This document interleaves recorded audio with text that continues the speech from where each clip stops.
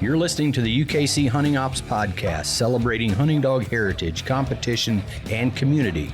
United Kennel Club has been the hunting dog sports home for coonhounds, beagles, retrievers, pointers, cur, feist, and more for over 125 years.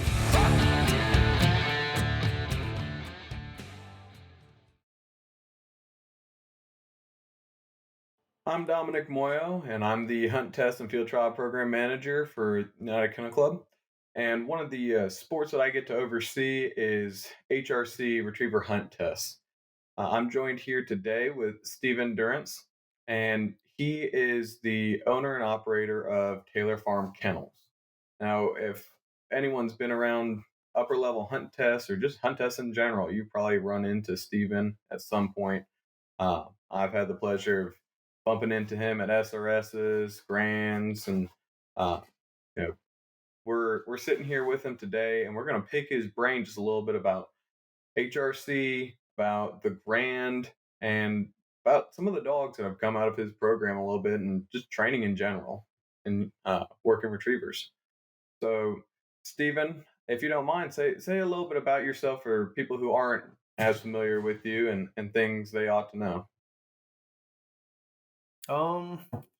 Again, I'm Stephen Durence. I'm from big town of Sylvania, Georgia. I was born and raised here. My family goes back many, many generations on this property itself. It's been a working farm. I wouldn't even know how long, but I have found another way to utilize the land.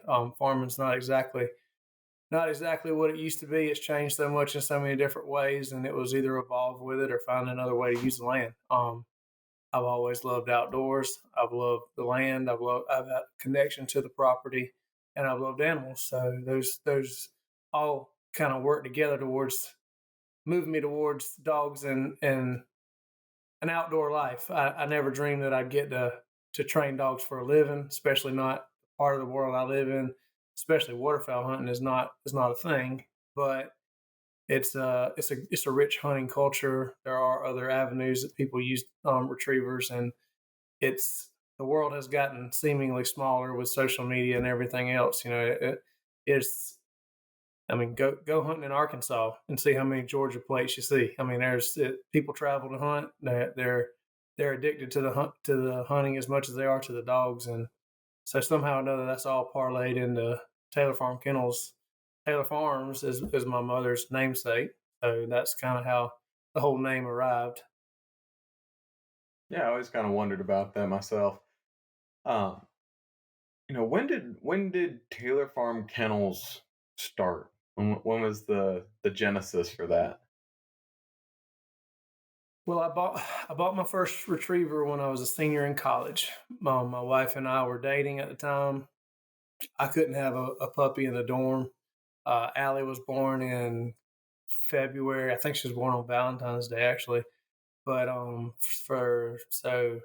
March, somewhere around April, we probably got her. She stayed with Kendra because I couldn't have her at college until I got done and graduated with big aspirations and also a big love for a two-legged and a four-legged girl.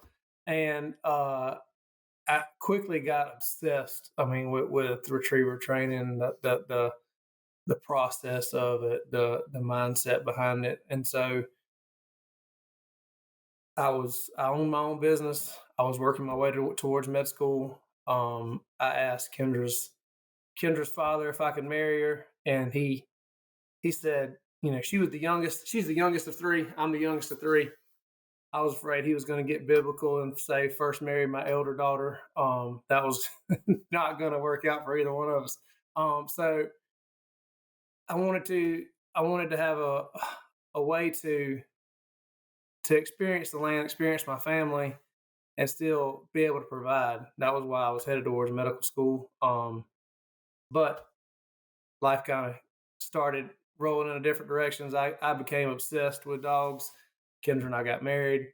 I had another business, a decorative concrete business that I was working my way through school, utilizing, and it just kind of evolved into that. So to say when did Taylor Farm Kennel start?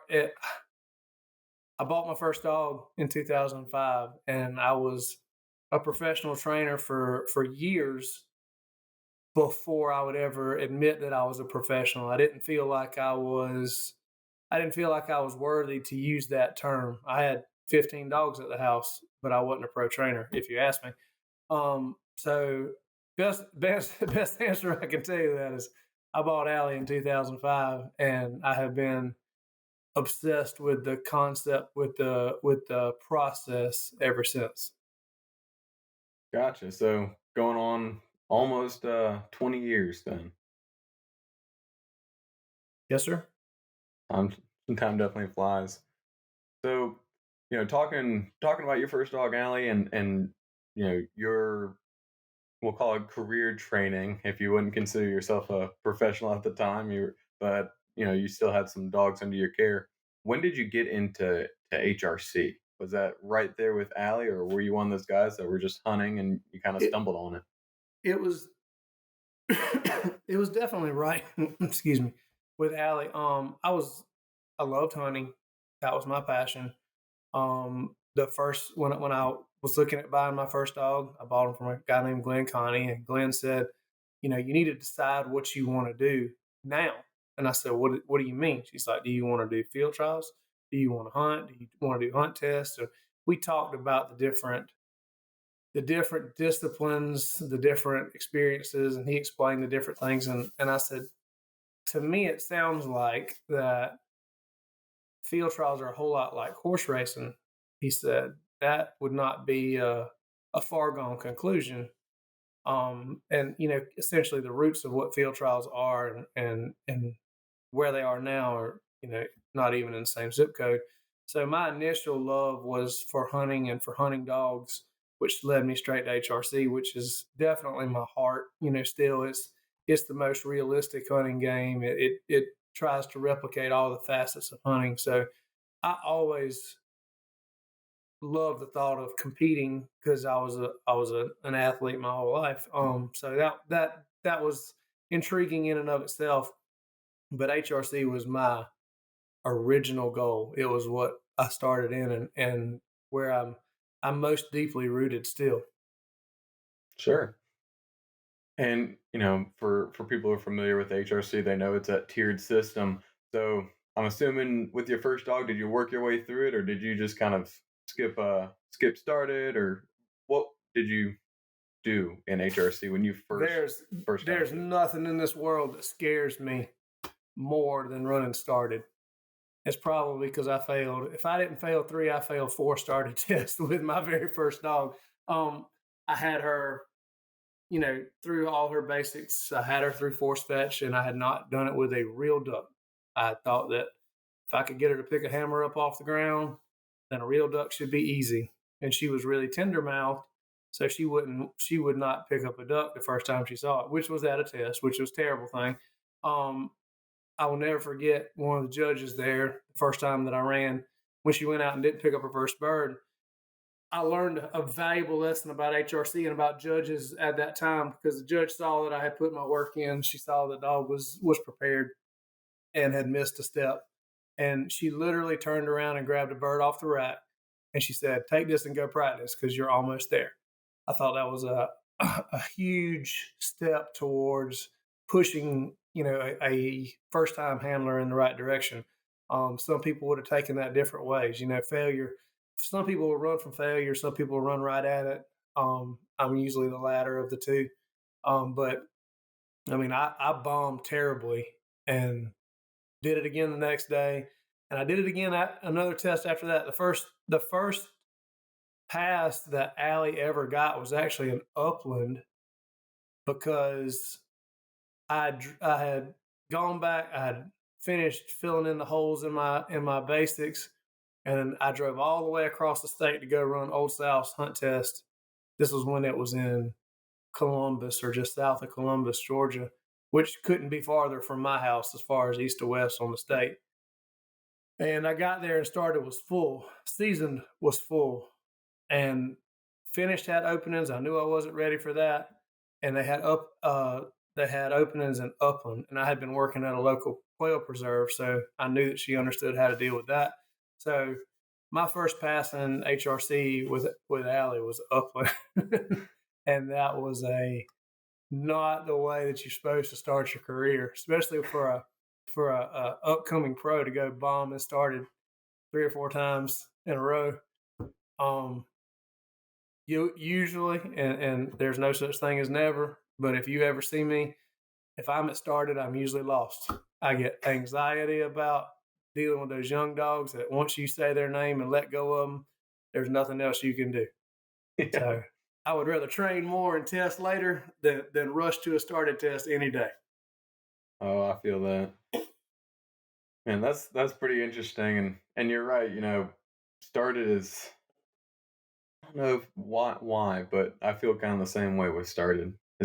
There's no control. It's it's all on the dog. But I learned that very first day, when people ask me about started and especially when it comes to judging started, I am not a started judge, but I can speak from experience that a started judge is no different than a drug dealer. Their job is to get you hooked. And that very first day, that judge did it for me. She did it the right way. It was a great experience, even though I got to fail. Oh, I hated that. But that was a great experience. And that's what started should be about, is getting people involved, excited about the sport, and ready to do something else. And that was definitely my experience. Yeah, as far as started judges go, I had a similar experience with my first weekend in HRC too. I failed the first day, and judge kind of looked at me and said, "You're coming back tomorrow, right?" And if he hadn't asked that question kind of a loaded way, I might have thought about it on the 2-hour drive back home. But um, showed up the next day, and I've always had someone in the gallery record my runs. That way, I know what mistakes I make, what the dog does, because everything gets lost in the moment. And I like to review film. And I didn't realize it, but when Sailor picked up her first started pass, I heard the gallery start clapping.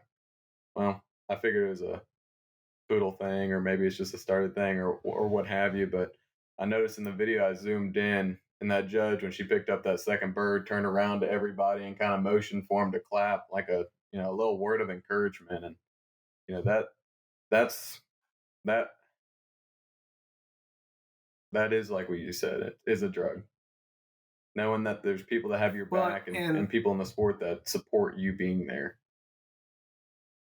it's one of the things that endears hunt test to people because it has a tendency to bring out the better part of human nature rather than the competitive. Sometimes in the competitive aspect of things, people can show their ugly side, and it's understandable. It's part of competition sports, but that's one of the fun things about hunt tests is your dog doing good or bad has no bearing on anybody else. So there's no reason for them to not cheer for you. It's an uplifting experience in my opinion.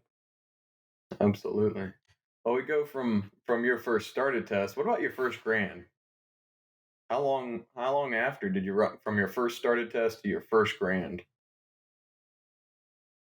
My first grand was in the spring of 2008, and that was because it was in Madison, Georgia, which was 2 hours from the house.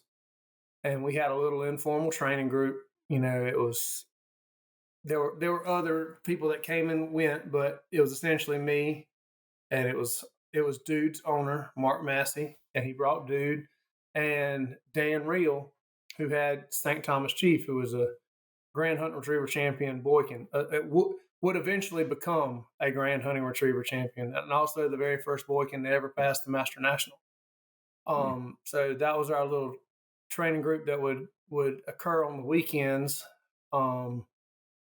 Like I said, there were others there, and we decided we were going to do it, and we were the definition of broke. I mean, essentially, I was going to go and run alley no matter what. And I told Mark, I said, if you want me to run Dude, I'll be glad to run Dude.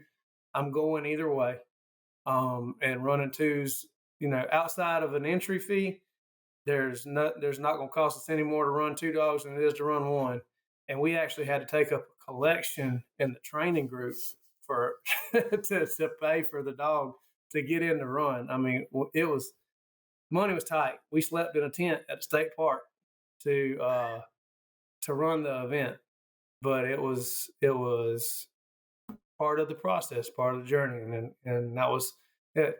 It's humble beginnings make you not forget where you came from.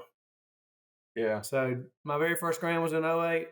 That was with Dude as well. I lost Allie in the third series, and Dude passed, and that was the beginning of the journey. The only grand I have missed since then was the St. Louis Grand 2 years ago. This time, 2 years ago, fall 2 years ago, because I was in the hospital with COVID, and I was plotting and planning when I got out, how I was going to be able to get to St. Louis. But cooler heads prevailed, and they wouldn't let me go. But I didn't make it to the Master National after that. Well, I mean, you've seen the Grand for what, the better part of 15 years now. Um, how's that changed for you? Like, have you seen any progression or evolution in the Grand itself, or even in the dogs that are successful at the Grand over that time? There's been a lot of changes, mostly for the good.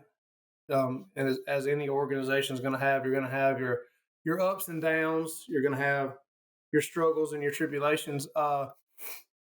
When I started running the Grand, the max that you could run was 8. That was the limit. So limits wise, we've gone from being able to run 8 to then 12, and to now unlimited, which the Grand kind of has its own way of limiting. It's a self-limiting aspect in and of itself. So the standards of how much you could run have changed. When I started, everybody was complaining that it was an obedience competition, that if your dog beat you to the line or had style, that you were going to get marked down. Some of that, I think I got in kind of on the tail end of that. I didn't have that experience for the most part. I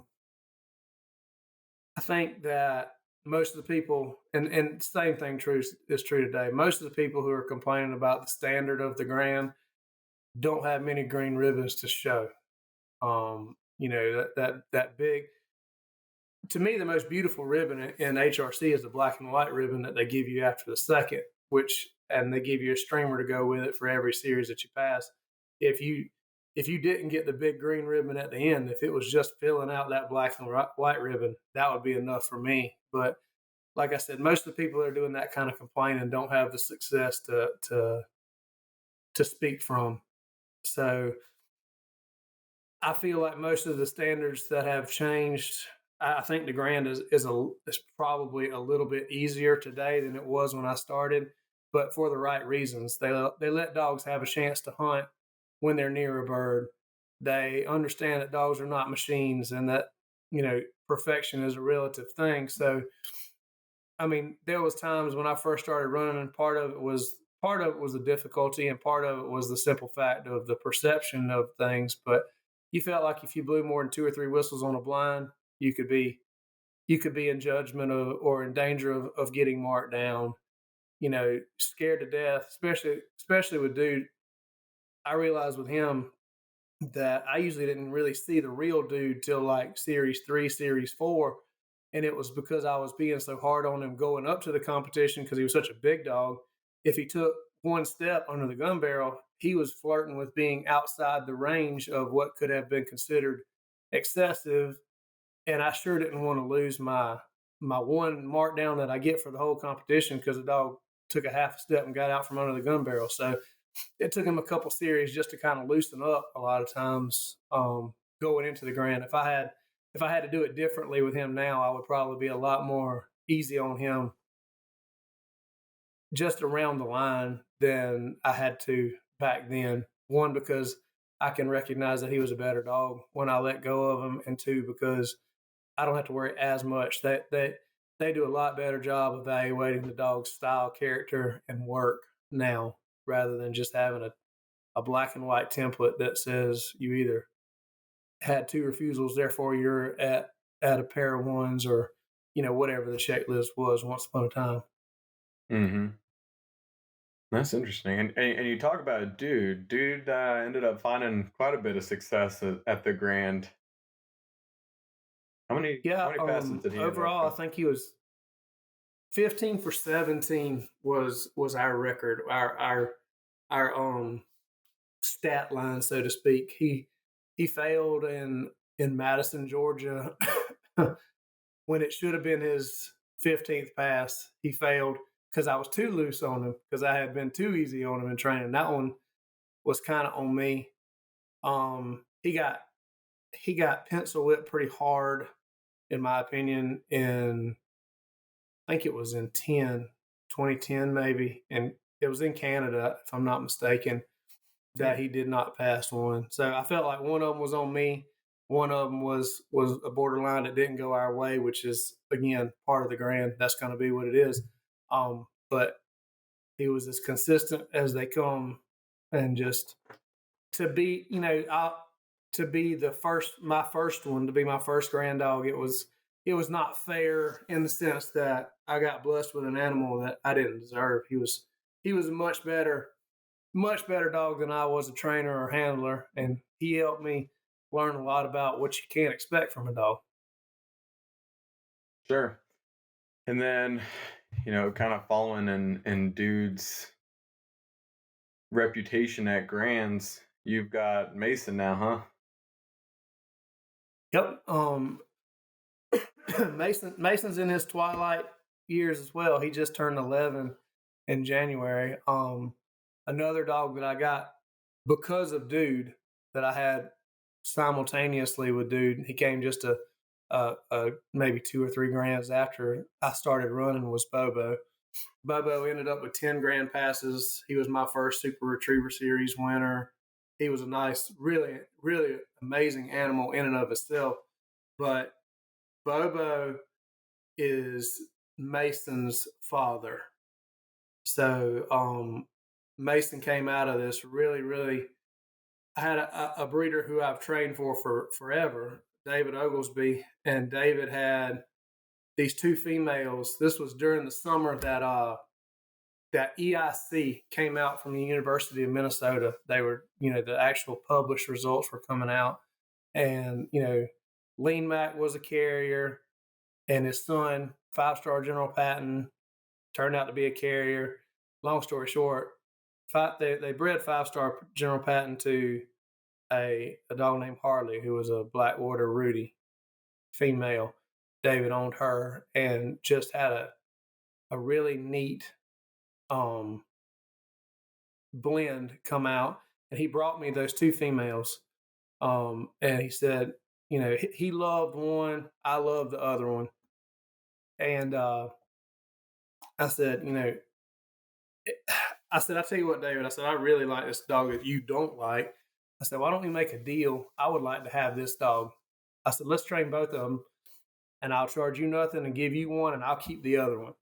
He said, there's this new test coming out, and if all that checks out, that's a great idea. It's a great deal. Well, of course, the dog that I liked was clear, and the dog that he liked was a carrier. So he wanted to keep the clear dog, not knowing about all the ramifications of EIC and how it's just something that you breed around. It's not something that you just eliminate. Um, Long story short, he chose to keep Georgia, the one that I wanted, the one that he didn't like. And when I got her, she was obedience training force fetch. That was it. And she made a hunting retriever champion in less than 6 months of training. She went from a dog that was didn't know handling, all the way to an HRCH in 6 months. So I always picked on him about that was the dog that was broken that he didn't like. That was Mason's mom. And Hmm. so when Bobo came on board and he was running really good, and I was begging David, I said, David, I really think you should breed Georgia to Bobo. And he was, well, he's on, he doesn't have anything but an HRCH and a master hunter, and I was working on that. I said, I promise you, this will be a good breeding. You really need to do it. And I finally twisted his arm into doing it. He bred to a hunt retriever champion master hunter. And when the puppies hit the ground, the pedigree then said that he was a Grand Hunt Retriever champion, with an SRS Classic win. So he had already he got his grand title and he won an SRS before the puppies were born. And we repeated that breeding several times. Mason was not the first cross; he was second or third time that we redid it. But loved that cross. Love breeding Bobo to that 5-star General Patton female. It just brought out the best qualities. So I love training dogs that I trained their predecessors, and that's been a really cool thing. Mason tied Dude this year, so they're both tied at 15 grand passes. Whether we make 16, I don't know. I just got him back a week ago today. So Mason's been back for a week. He had a couple things. He's 11 years old. I'm not teaching him anything. All I'm doing is getting him in shape. But you know, he and Dude both were blessed. They both won the crown, the SRS Crown Championship. Dude did it twice. Mason won it last year. I don't know if we'll run the crown this year because, like I said, we're getting on up there in age, and I want to do right by him. But he's been a really, really cool animal. And I remember sitting down with Miss Elaine under the carport when he was 4 or 5 months old, you know, and we set out a game plan of what we wanted to do, the journey that we wanted to travel, and, you know, the check marks that we wanted to have. And she never once said anything about breaking the record for the grand. She wanted a grand champion, that was definitely one of the goals from the start, but she just let us kind of do our thing, and we kept doing it and didn't make any waves and just kept working. And so Mason's 15. He's 15 for 15 with me, but Miss Elaine ran him one time and they didn't pass. That was very, very early in his career.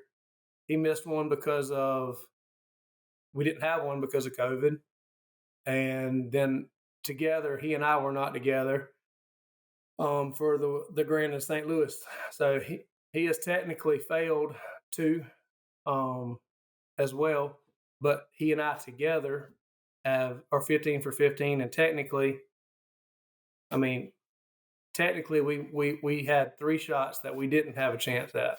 So whether we make it or not, that doesn't take away from what he's done. It's been a really cool ride, and he's been a really cool dog, and he's given me 100% every day. Awesome. Yeah, and you as a handler too. Was it the last grand? I heard some rumors that you set a record as a handler. Did you not? Don't lie. You're the one that told me I did. Well, I heard. I don't remember. I was breeding rumors a little bit. So Domenick was actually. I don't remember if you said it to me there or if we were talking afterwards, but evidently 14. The last grand I passed 14 dogs, and that was the new most at one event, which I thought was higher. I mean, I'm not gonna lie. And I think I had 14 go to the grand before that. I had 14 go to the last series, and I lost one in the Upland. So I don't know if it was that made me think that there were more.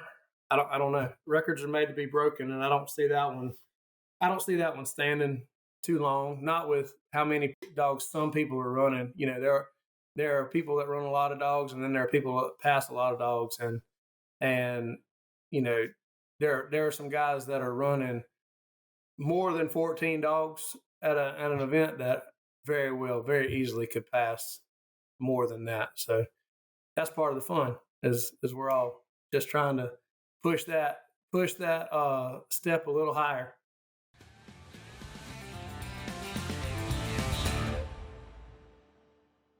Alan, we both had Dogtra Pathfinder 2s now for a little while. What do you think about yours? I'm liking mine. One of the things I had the opportunity to now download a map of an area where I did not have service, and I've used it there, and it has worked flawlessly. I love it. Yeah, I love the crystal clear maps. I love that I never lose reception on my dog's collars anymore. Highly recommended by me as well. Dogtra Pathfinder 2, the official GPS collar of UKC.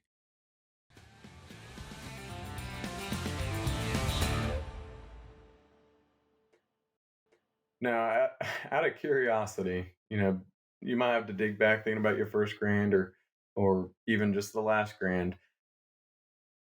You have some veteran dogs that have seen, I won't say they've seen everything, but they've seen close to it.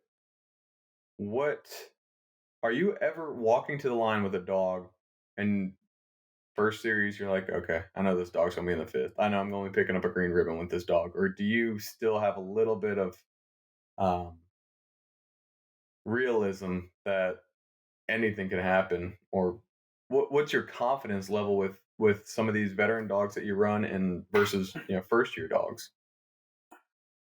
Well, I mean, you could look at that two different ways. I mean, you could look at it as I know I'm going to go to the fifth with this dog, so therefore I'm relaxed. Or actually, it can actually go the other way around. You say, I know that I should be in the fifth with this dog, and if he doesn't make it, it is highly likely that it's something that I did wrong as a handler.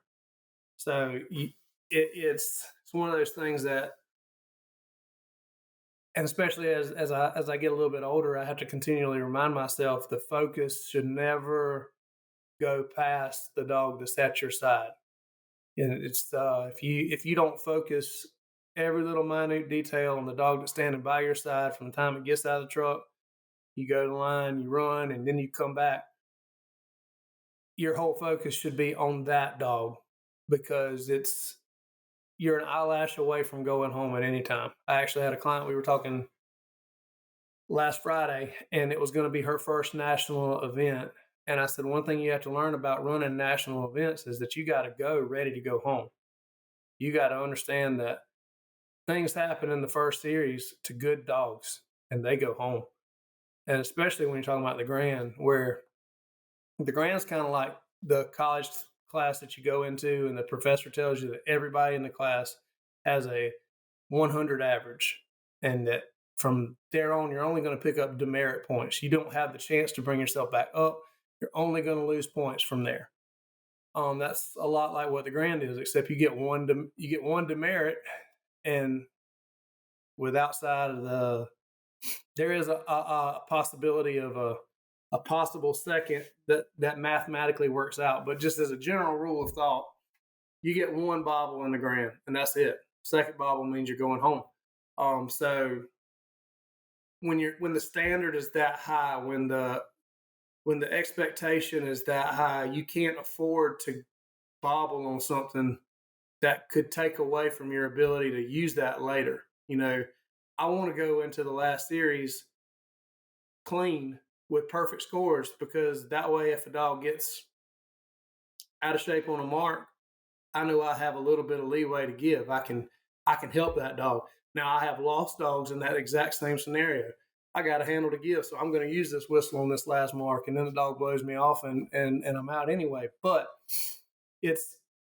I guess to answer your question, I don't ever take it for granted, because it's not something that you can afford to take for granted. The moment that you get lackluster in your performance or your expectation is the moment that you're going home, not just with that dog, it could be your whole truck, because that ball starts rolling the wrong direction. You don't put up what happened with the dog that you lost or the dog that you got marked down. You put it back in the truck and you're dwelling on that. You get the next dog out and you forget to put all that baggage up with the previous dog, and then you get the same thing happens on the next dog, and all of a sudden your entire truck's headed in the wrong direction because you couldn't put down the goof that you made that you never should have made because you weren't paying attention. Mm-hmm. So there's a definite that is a huge responsibility to bear that I don't think folks understand when it comes to running multiple dogs, how hard it is to stay focused on that dog and not let the good or the bad of what happened with the previous dog affect the next one. Yeah, just taking everything one bird at a time, as they say, right? Well, I mean, I've lost I've lost clients because I refused to sit there and crying Cheerios over the dogs. It bobbled, it went out, whatever happened.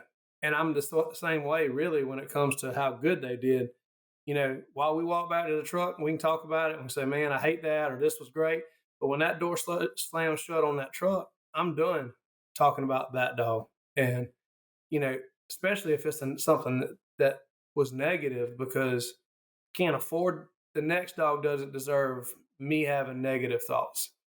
And I'm done with it at that point. It's not that I don't care. It's not that I won't think about it later. I just can't afford to think about it right then, because the way the Grand usually shapes up, especially now since we've expanded and have smaller flights. I mean, you walk to the truck, you get a dog, you go through the holding blinds, you run your dog, you bring it back. You might sit down for 5 minutes, maybe, or you might be grabbing another dog and going straight back to the line. So it's just especially the later in the event it gets, the more rapid paced the event gets for multi-dog handlers. Yeah, I couldn't imagine at that level the mental fortitude to be able to truly check the baggage with this dog, or the praise with this dog, that second pick up the next dog and we're on a completely clean slate. I feel like I would still be thinking about, well, I know they didn't mark that one perfectly, so I wonder if I adjust a little bit to give them a better picture. Like I feel like I would even struggle with checking that baggage. Everything would be in the back of my head, but I'm also a clinical overthinker. Well, that one of the jokes that I make, I have pretty large amateur training group that pre-grand trains with me, and they'll be moaning and groaning about something, and the joke that I make is it is a joke, but it's not, is that you care too much. I said, the same amount of people care when you get done and you did great. The same amount of people care that you did good as if you did bad. You're not changing the course of fate. We're not curing cancer here. And then I'll say, I am the only person here whose livelihood depends on whether or not these dogs do well. And that's just me giving a reality check to the owners who are also handling, is that this is a game. It's supposed to be fun.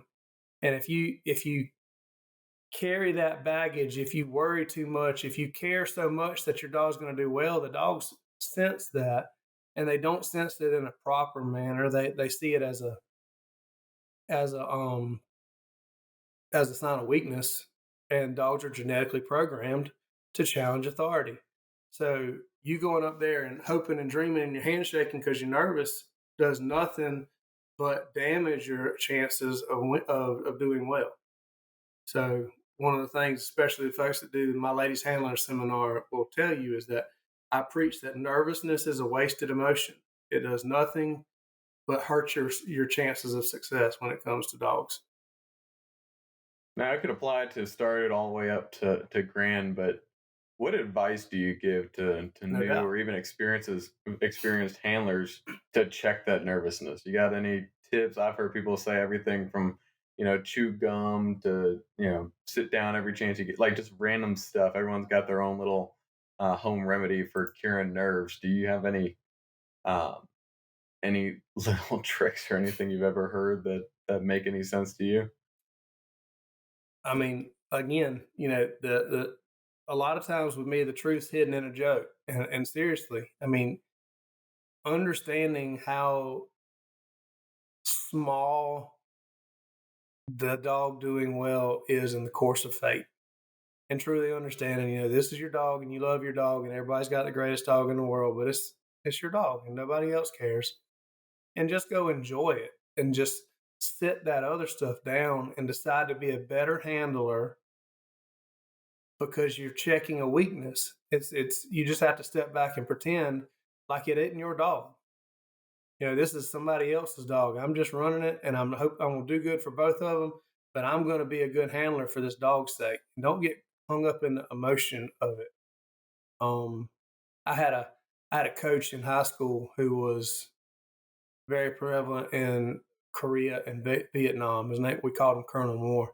And I remember one day we were talking about having a nervous stomach for running track.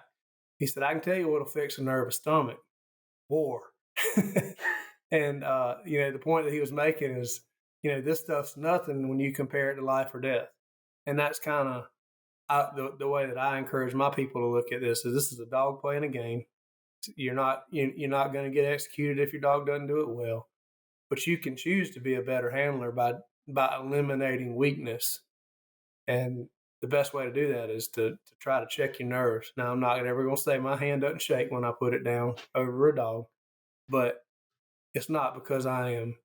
A lot of people are addicted to that emotion and they don't even realize it. They want that feeling, but they also want to be successful. And if I got to choose between the emotion of success or the emotion of I'm not sure if this dog's going to do it and it's so exciting, I'm going to choose success. I'm going to choose the journey of achieving success over the emotion of the dog, watching the dog actually do the task.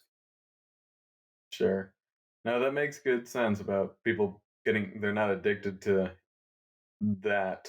They're addicted to the adrenaline they feel of the uncertainty of the situation and let that kind of run them a little bit. But, what do you say about adrenaline?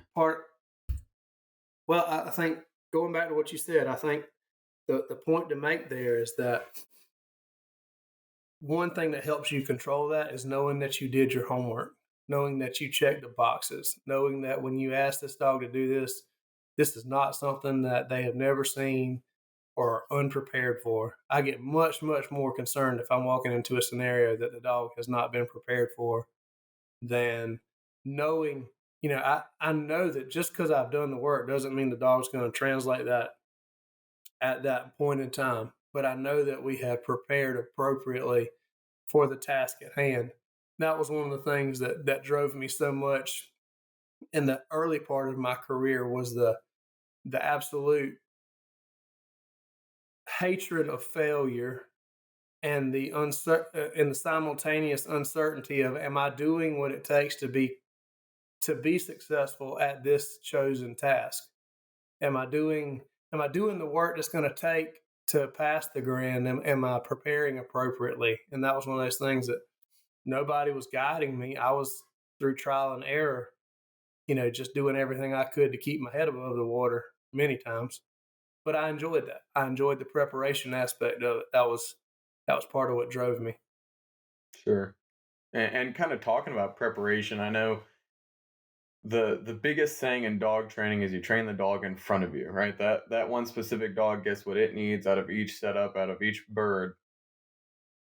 How do you go about that short time training? Like you're talking about Mason's coming back to you and the grand's right around the corner versus, maybe a first time, we'll call them a rookie grand dog that's going to their first grand this season. What does those just couple of weeks look like before the grand for those two dogs? Do they look vastly different, or are they seeing more or less the same thing, or what's that?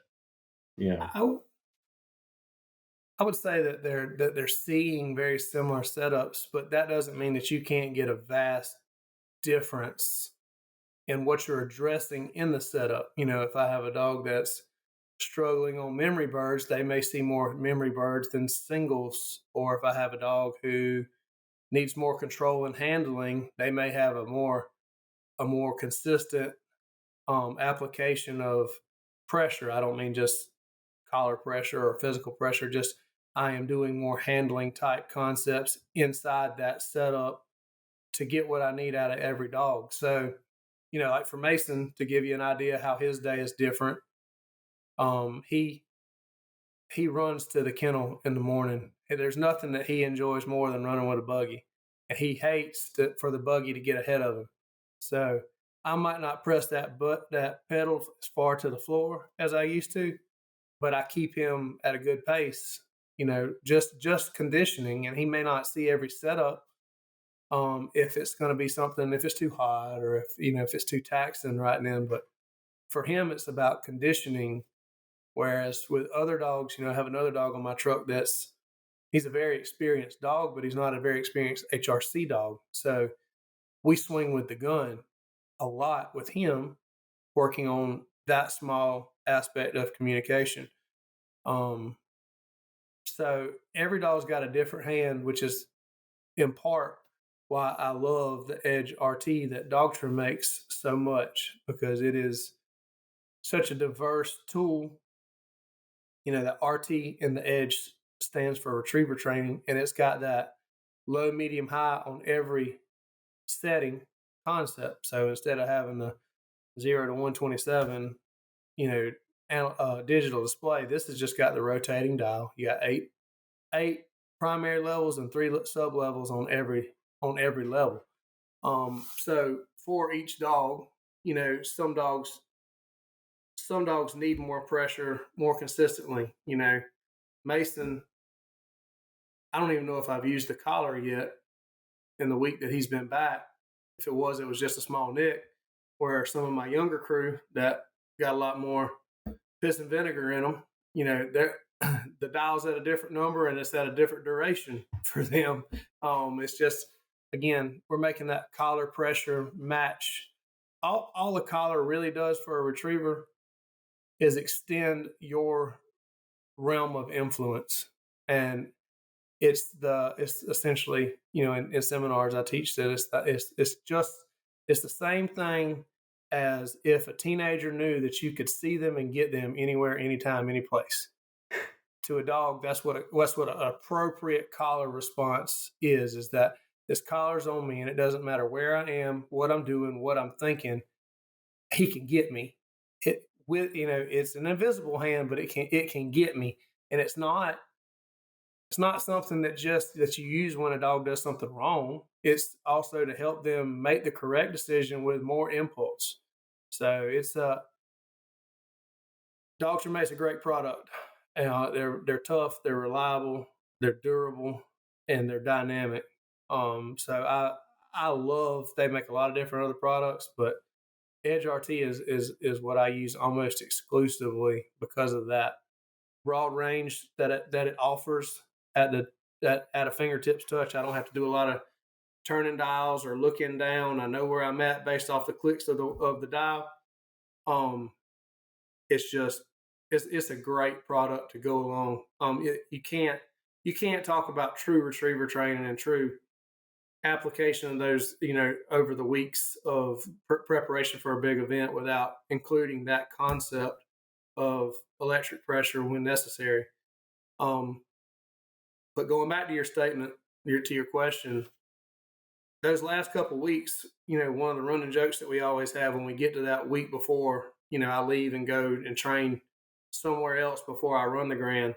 And I always remind my folks that are there, if you didn't bring it with you, if it didn't get off that truck, you're not going to have it now.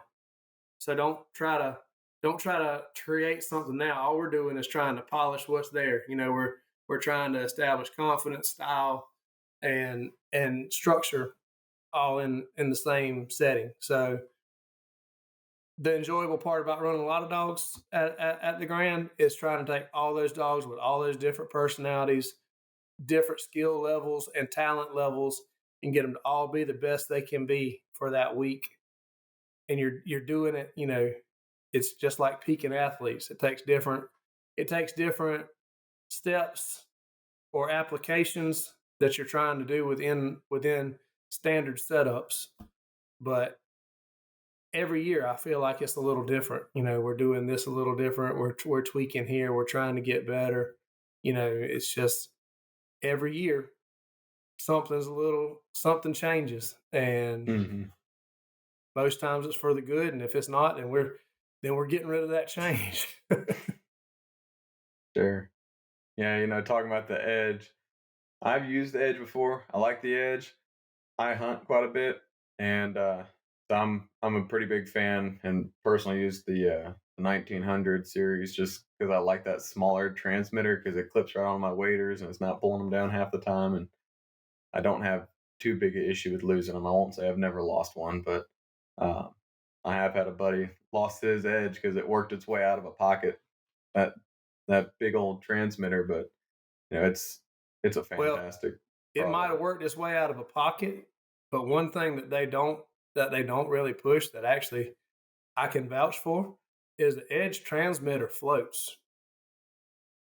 Really? I had it slip out of my waders in belly button deep water and just kerplunk. I was like, oh my, I'm not going to bend over in that. And sure enough, it floated right back up. So I don't know if they meant for that to happen, and I don't know how long it'll float, but it certainly did for me in Mississippi. That's interesting. I really like the 1900 S Black Edition that they've got out now. It's got a different color light on the receiver. It's the blue light for on and red for off. I like the fact that that receiver has the button integrated that you can physically turn it on and off.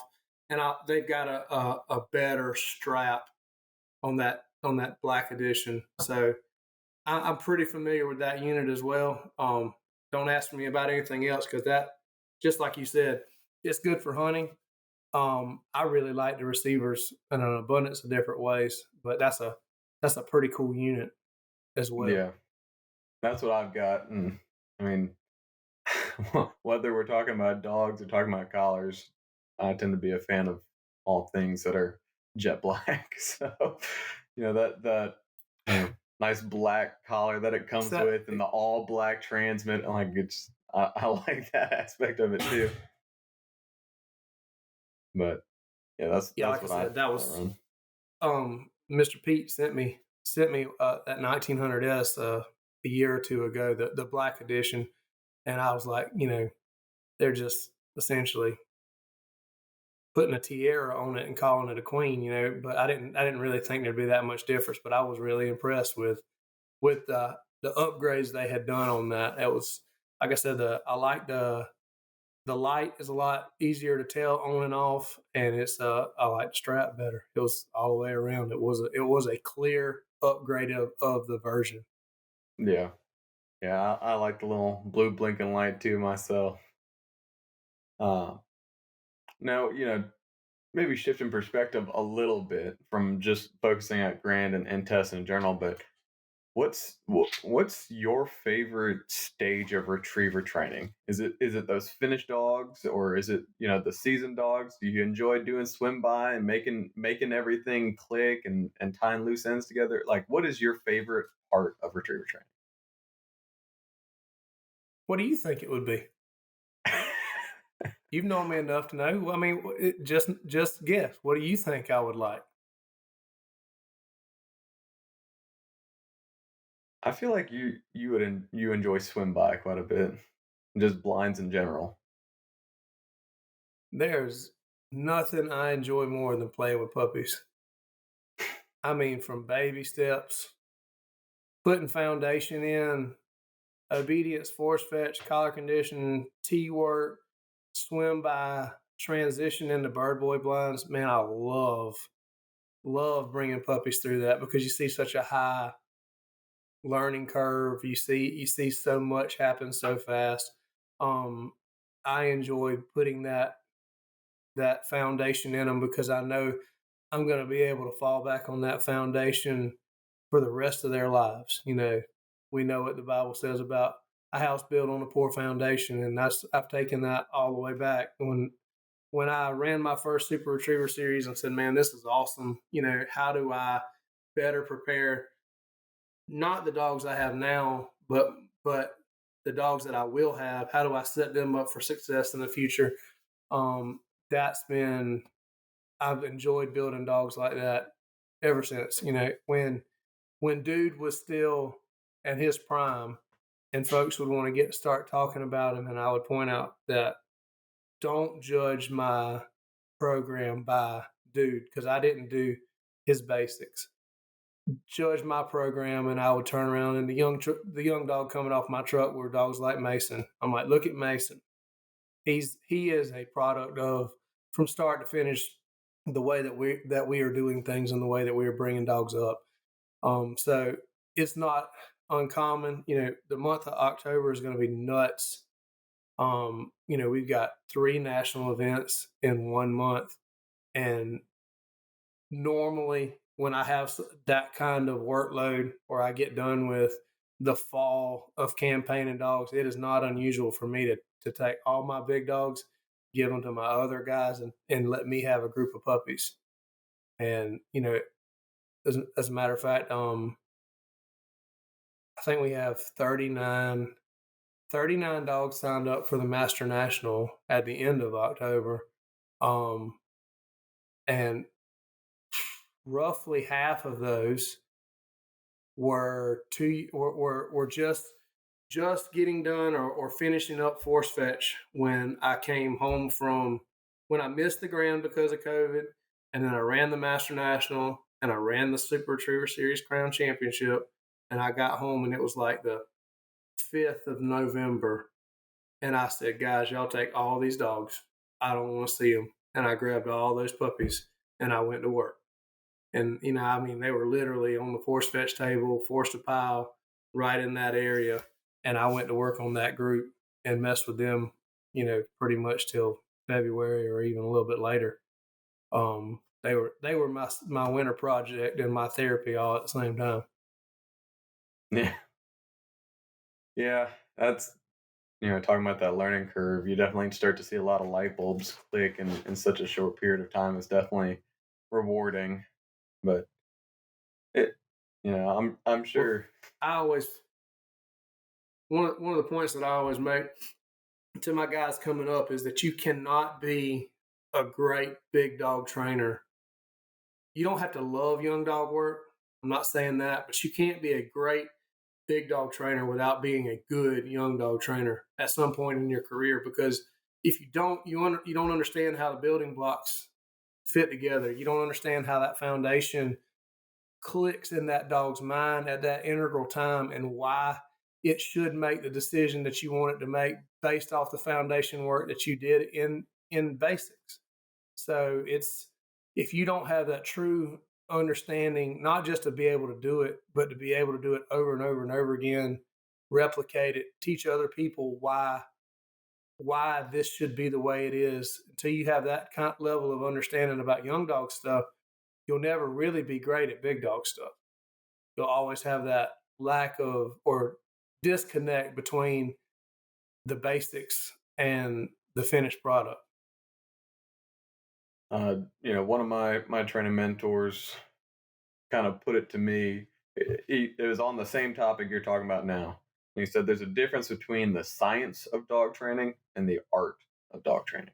You need both of them to be successful and find success with dogs.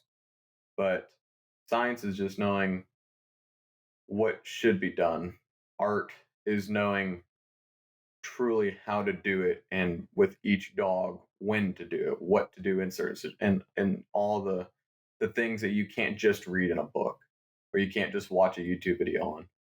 And I think that kind of connects with what you're saying. Understanding that foundation and all that young dog stuff is kind of the art of it. The science that, like, you know how to stand next to a dog and call their name, and the mechanics of running a blind, but do you understand why this dog is going to do everything you ask it to do when you go to that setup? Well, I think the greatest title of any retrieving material that's out there is Rorum's The Art and Science of, I think it's handling a retriever, but it's in that exact same vein. The other point that I make to folks is that they don't understand, or they have never thought about, the fact that lawyers practice law and doctors practice medicine. So you should be practicing training dogs. The application of dog training, it is a practice that if you're not practicing it, you're not getting better at it, you're not learning more about it. And that's exactly what dog training is. That's why you see, especially folks that get addicted to field trials now, they're in love with the process. They're in love with the application and the replication over and over again. They're not in love with the dog. They're in love with the process of going through the steps. So, and that's kind of what it takes to be successful, especially at that game. So some people call it the process. My point is that you should be practicing the art of dog training and the science of dog training every time that you work with animals. No, that's definitely good insight on it.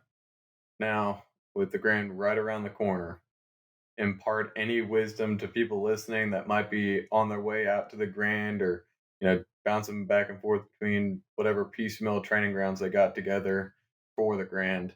Um, what words of wisdom do you have for those guys? Easiest thing in the world. I can tell you how to pass a grand. Don't give them anything to judge.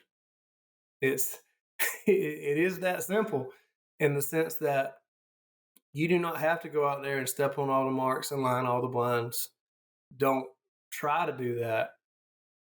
You want to be utterly forgettable. You want to go up there, do your work, and be gone, and the judge flip his page and say, "What just happened?"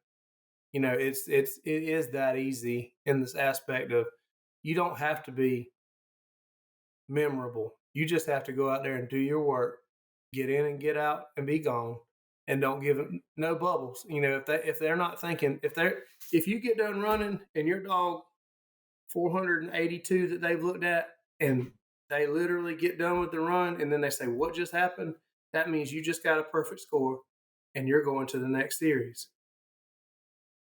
Don't give them anything to judge. Now, of course, we all know that's not that simple, but if you can follow that, you will pass the grand. How about that? Mm-hmm. Well, don't give them anything to judge is good for even started. That's a good one. Yeah, I remember once I was talking. I think it was one of my first season tests, and you read the rule book cover to cover, and it says there's a handle to the fall and a handle in the fall are two completely different things. And being the overthinker I tend to be, I asked one of my good buddies. I said, "Now, if in the situation that I need to handle and it's close to the bird, do I walk off the line and go, 'Do you guys have that down as two or in?'" And they said, "Absolutely not. You walk away from that acting like you passed. Head up, and you just go. Don't make them even think you questioned where that bird was. You walk away knowing that if you handled on that was in the area of the fall." So it's kind of the same thing of you don't want to make them question even in the back of their mind that it wasn't in. Just let it be. I have the rule book says that the retriever should proceed directly to the area of the fall and establish a hunt. And there are many dogs with a GR in front of their name that, had I not utilized that concept, the dog proceeded directly to the area of the fall, established a hunt near the bird or close to the bird, and just wasn't coming up with it. And rather than letting the dog leave the area and then having to bring it back, I caught it while it was in the area, especially if I watched the other dogs run and knew that the judges were amenable to that. I think back actually to Wisconsin. I was watching the next series. I must have gotten done early because I went over and I was watching the test, and the first bird out, it was pretty much directly down the left-hand shoreline, and your dog didn't have to get wet, but it landed behind a tree that had fallen down into the pond. The dog had to jump the tree trunk, and you could hear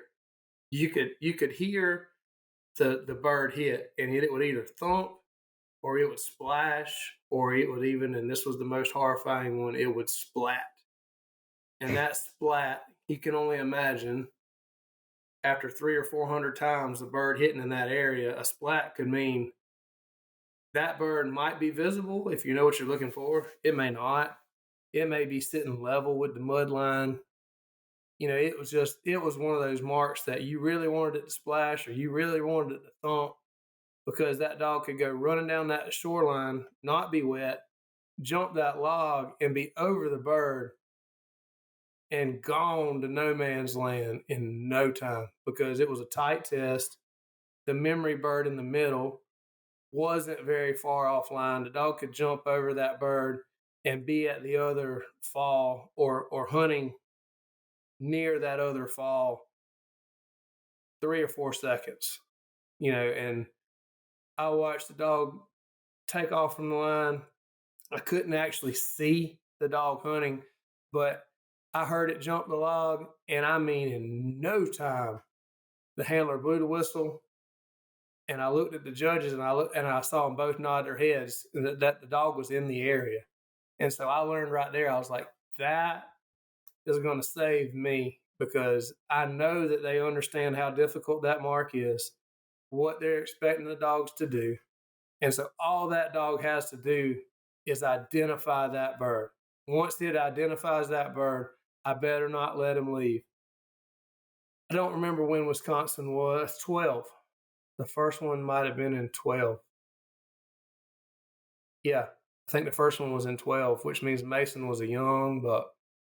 And I handled Mason on that mark in the area for the exact same thing because he got a splat. He went hauling behind over that log. And when I tell you he made a circle, I'm talking about you can't spin any faster. And he was ready to leave. And so as soon as he made that one spin, I hit the whistle, toot, toot, toot, brought him back with the bird, and he was in the area. I learned that watching the flight ahead of me run. I mean, and that was, again, going back to being a savvy handler and understanding how to give the judges what they wanted. I figured out what they wanted there. I knew my dog and that mark was not his mark. He was going to blow over that thing if he had a chance. And we got through it.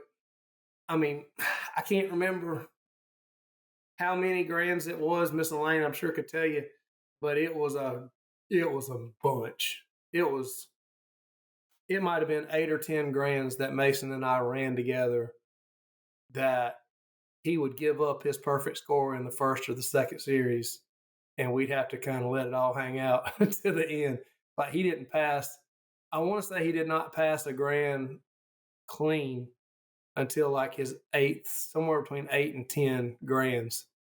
So he gave up his perfect score somewhere in there. And usually with him, it was at the beginning, not at the end. He just liked to play it. He liked to play it that way. Yeah. What it's a little bit off topic, but what do you think the prime for a dog is? Now, I'm not talking about the Masons of the world, but just in general, when do you think that dog hits its prime? And you know, if you had to average it out. I would say that you really don't know what a dog is till they're somewhere around 4 or 5. As far as what their mature mindset and strengths and weaknesses and skill set is going to be. It's so laughable to me. People get in such a rush to get a dog titled by a certain age, and I cannot tell you how many times I tell clients I do not care what a dog is when they're 2. I care what they are when they're 4. I want to see them be a total package and be the best they can be at 4 years old, not sit there and wish that or pontificate about what they could have been, but if we'd only gone and done it right instead of rushed. Mm-hmm. So I don't think that they even know who they are really well until they're 4 or 5 years old. So usually somewhere 5 to 8, 5 to 9, somewhere like that. Especially when you start talking about Super Retriever series, you usually don't see dogs start getting good till they're, 6 or 7, because they have to master so many different facets of the game. Mr. Ron Anderson won last year, won the Amateur Crown with a 3-year-old, and he'd tell you, I actually think he did in his interview, said that they were ahead of schedule. They weren't even supposed to be there yet. And you'll see young dogs get on that kind of roll, when kind of like a baseball player, when they start getting on a hot streak, that ball doesn't look like it's the size of a baseball. It looks like the size of a softball or even bigger. They just see it well, and they'll go through spurts like that. So I would say a dog's prime, a normal animal, can't happen before they're 4 because they don't even know who they are yet. And so sometime after that and before age gets them, if I had the choice, I would kind of like to hit the pause button usually somewhere between 8 and 10. That seems like when they are savvy enough to have seen it all and done it all and still have enough physical ability that you're not fighting with father time too much. Do they see as good? Do they hear as good? How many creaks and aches do they have when they wake up in the morning? I mean, again, every dog's different, but probably somewhere for me, I love an older dog when they can still do it and they got all that savvy mixed together. It's a dangerous combination.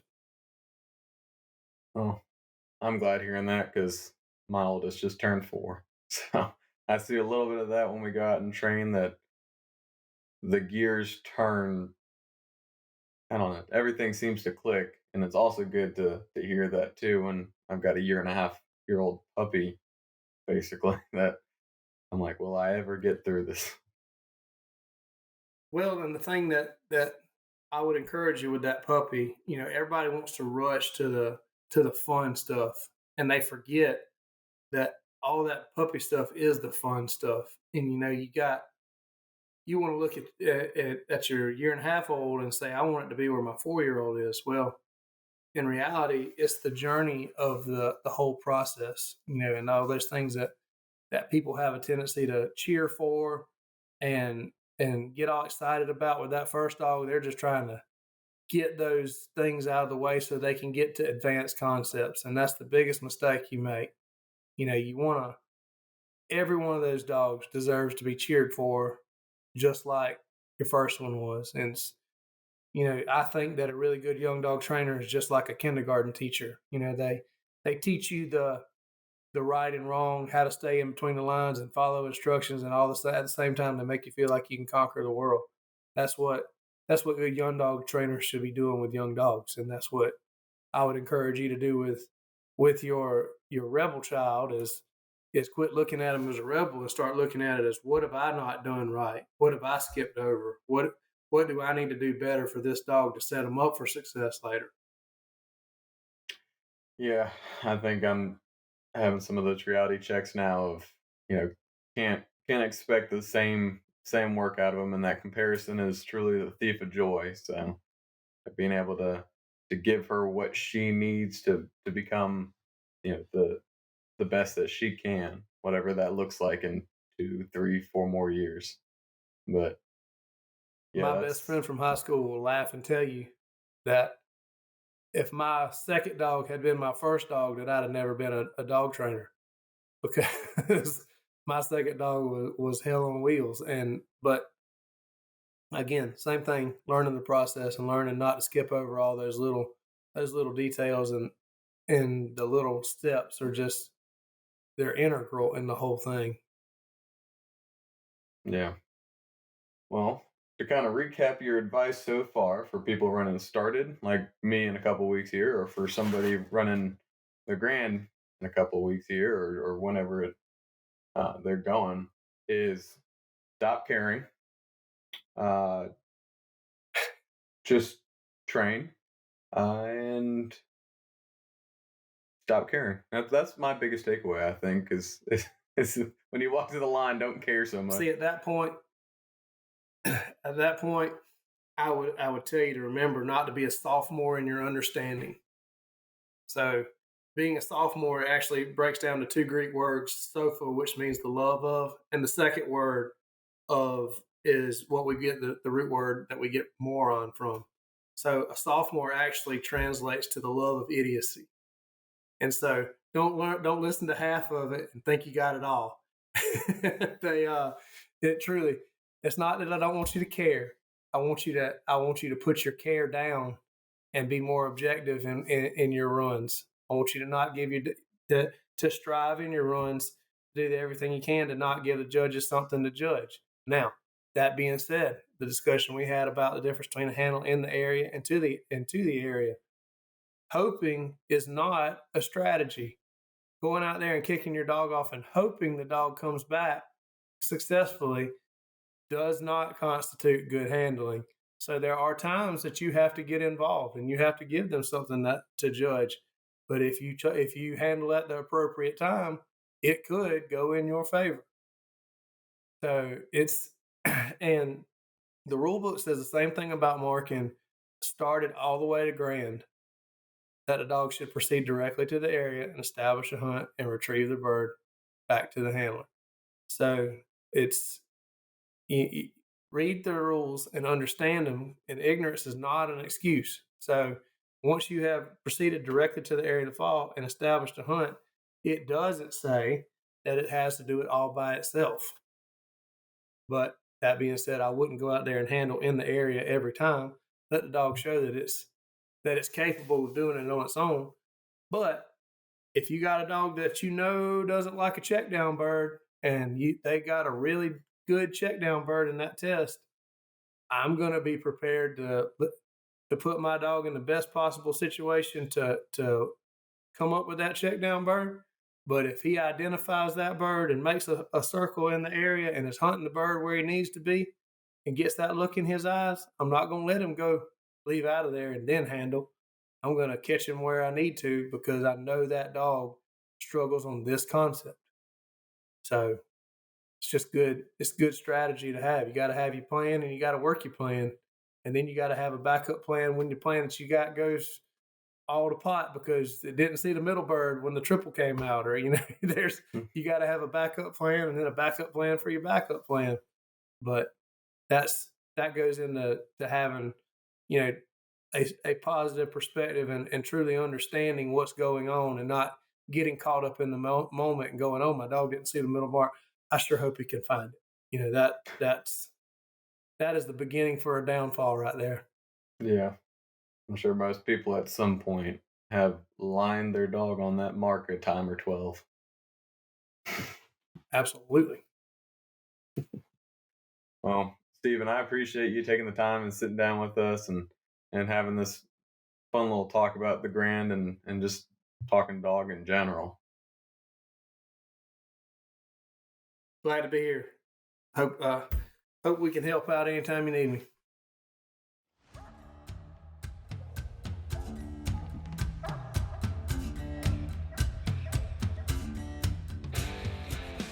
Thanks for listening to the UKC Hunting Ops Podcast. Be sure to give us a follow wherever you get your podcasts so you don't miss out on new episodes.